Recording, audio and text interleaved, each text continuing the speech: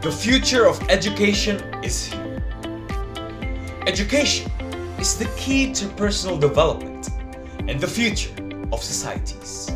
It unlocks opportunities and narrows down inequalities. It is the bedrock of informed and tolerant societies and a primary driver of sustainable development. The COVID-19 pandemic has led to the largest disruption of education ever.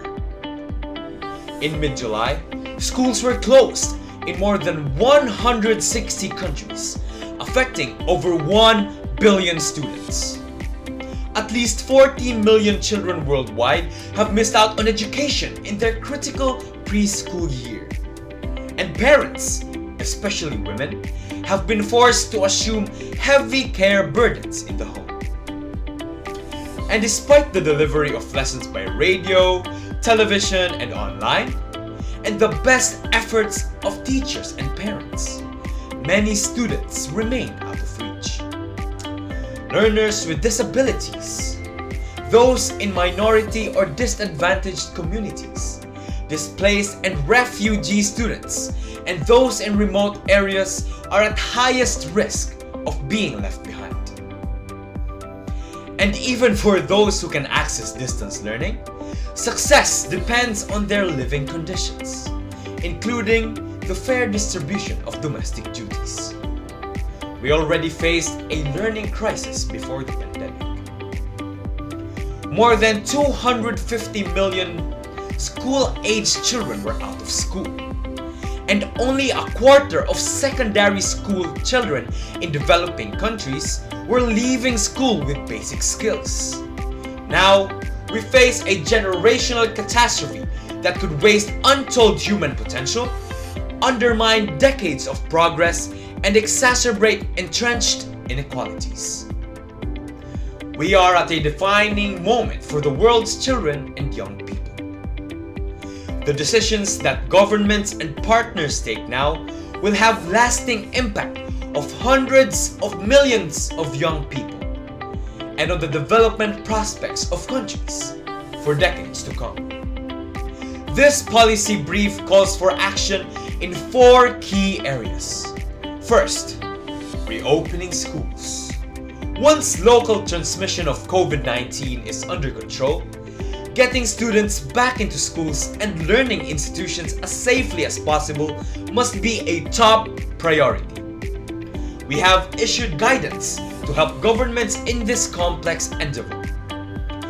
It will be essential to balance health risks against risks to children's education and protection, and to factor in the impact on women's labor force participation. Consultation with parents, carers, teachers, and young people is fundamental. Second, prioritizing education in financing decisions. Before the crisis hit, low and middle income countries already faced an education funding gap of $1.5 trillion a year. This gap has now grown. Education budgets need to be protected and increased. And it is critical that education is at the heart of international solidarity efforts, from debt management and stimulus packages to global humanitarian appeals and official development assistance. Third, targeting the hardest to reach. Education initiatives must seek to reach those at greatest risk of being left behind.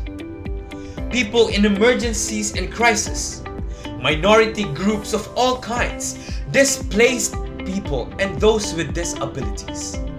They should be sensitive to the specific challenges faced by girls, boys, women, and men, and should urgently seek to bridge the digital divide. Fourth, the future of education is here. We have a generational opportunity to reimagine education. We can take a leap towards forward-looking systems that deliver quality education for all, as a springboard for the Sustainable Development Goals.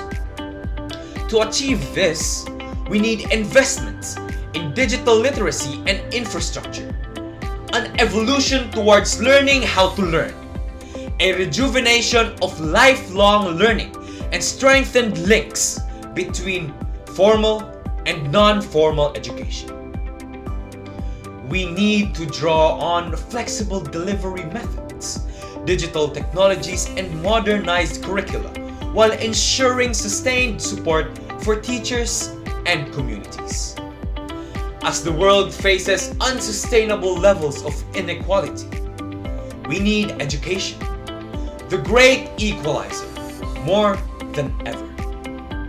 We must take bold steps now to create inclusive, resilient, quality education systems fit for the future.